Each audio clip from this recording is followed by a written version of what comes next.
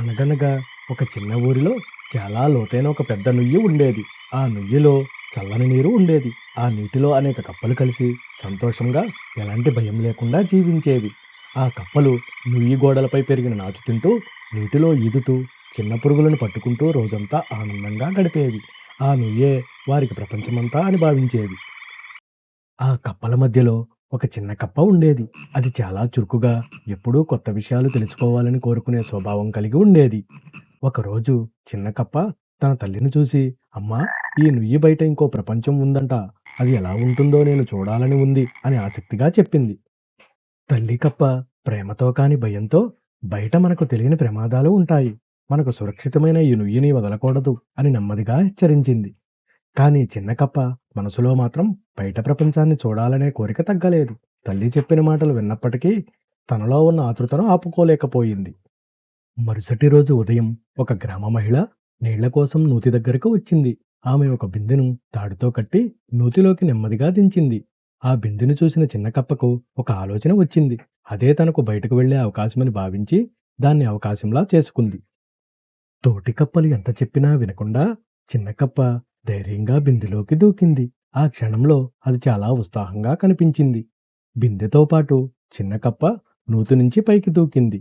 మొదటిసారిగా వెలుతురు, ఆకాశం, గాలి అనుభూతి దానికి చాలా వింతగా అనిపించాయి.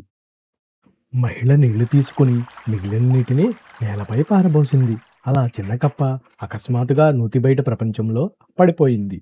చుట్టూ చూసిన చిన్న కప్ప ఆశ్చర్యంతో నిలబడిపోయింది. పచ్చని చెట్లు, రంగురంగుల పూలు, విశాలమైన నీలి ఆకాశం చూసి ఆనందంతో మురిసిపోయింది. సంతోషంతో గెంతుకుంటూ చిన్న కప్ప ఒక పొదలోకి వెళ్లి దాక్కుంది. బయట ప్రపంచం చాలా అందంగా, కొత్తగా అనిపించింది. కొంతసేపటికి సూర్యుడు అస్తమించసాగాడు. నెమ్మదిగా చీకటి కమ్ముకుంది. చిన్న కప్పకు చుట్టూ వాతావరణం కొంచెం భయంగా అనిపించింది. రాత్రివేళ వెలుగుతున్న దీపాలను చూసిన చిన్న కప్ప ఆశ్చర్యపోయింది. ఇంతవరకు చూడని వెలుగులు, ఆకారాలు దానికి కొత్త ప్రపంచంలా అనిపించాయి. అంతలో ఒక పాము నెమ్మదిగా చిన్న కప్ప వైపు వచ్చింది. దాన్ని చూసిన కప్పకు చాలా భయం వేసింది. గుండె వేగంగా కొట్టుకుంది. ప్రాణభయంతో చిన్న కప్ప గెంతుతూ దూరంగా వెళ్లి ఒక రాయి మీద కూర్చుంది. కొంతసేపటికి ప్రమాదం తప్పిందని ఊపిరి పీల్చుకుంది. అప్పుడే చెట్టు మీద కూర్చున్న ఒక గుడ్లగూబ పెద్ద కళ్ళతో చిన్న కప్పను గమనిస్తూ ఉంది. అది చూసిన కప్ప మరింత భయపడింది. గుడ్లగూబను చూసిన వెంటనే చిన్న కప్ప వేగంగా గెంతి ఒక చిన్న బొరియాలోకి వెళ్లి దాక్కుంది. బయట ప్రపంచం అంత సురక్షితం కాదని అర్థమయ్యింది. ఆ రాత్రంతా చిన్న కప్ప భయంతోనే గడిపింది. నుయ్యి, తల్లి, తోటి కప్పలు గుర్తొచ్చి తను తప్పు అర్థం చేసుకుంది.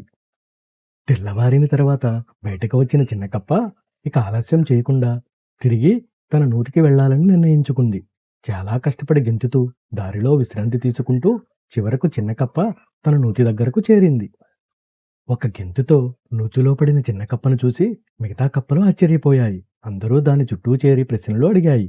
జరిగిన సంగతులన్నీ విన్న తల్లి కప్ప ప్రేమతో చిన్న కప్పకు ఒక మంచి బుద్ధి చెప్పింది. అనుభవం ద్వారా వచ్చిన పాఠం అది. బయటి ప్రపంచం చూడాలనుకోవడం తప్పు కాదు, కానీ ప్రమాదాలను అంచనా వేయకుండా తొందరపడటం సరికాదు అని తల్లి చెప్పింది. చిన్న కప్ప ఇక జాగ్రత్తగా ఉంటానని మాటిచ్చింది.